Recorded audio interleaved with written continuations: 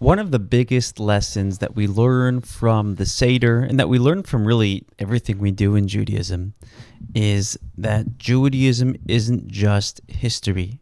It's not just like sentimental historical significance, but when we talk about the Passover Seder, and really when we do everything in Judaism, when we daven, when we learn, there's deep personal psychological significance. So when we talk about the Exodus, we're not just talking about the Exodus in the past, we're talking about how to literally leave oppression now. And even if you don't particularly feel oppressed by people, we still need to be free. We still need to be free of other people's opinions. We still need to be free of that negative voice whispering in our ear that's telling us we're not good enough. And the way we feel free is by making the soul more comfortable and allowing the soul to shine. Because when our souls shine, we are free. So the Haggadah tells of a story that the sages were congregating for their Seder in Bnei Brak. They were discussing the Passover Seder. They were discussing the Exodus from Egypt the entire evening until their students finally came to them and said, "Rabbis, it's now time to say the Shema."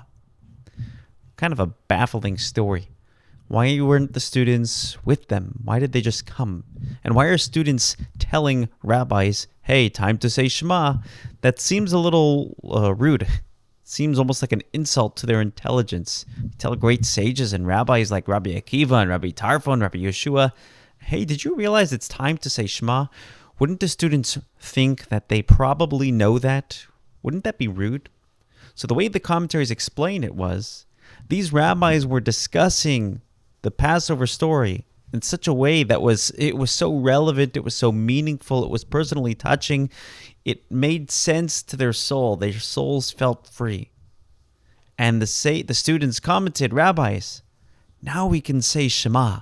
In other words, now we could say the Shema and mean it. Now we could say, "Hear, O Israel, listen." Now we can remind our souls to truly listen to God and hear and perceive that God is truly one. And we can actually mean it. We can actually feel it. We could feel that freedom. We could feel the comfort of the soul. That's my story, and I'm sticking to it.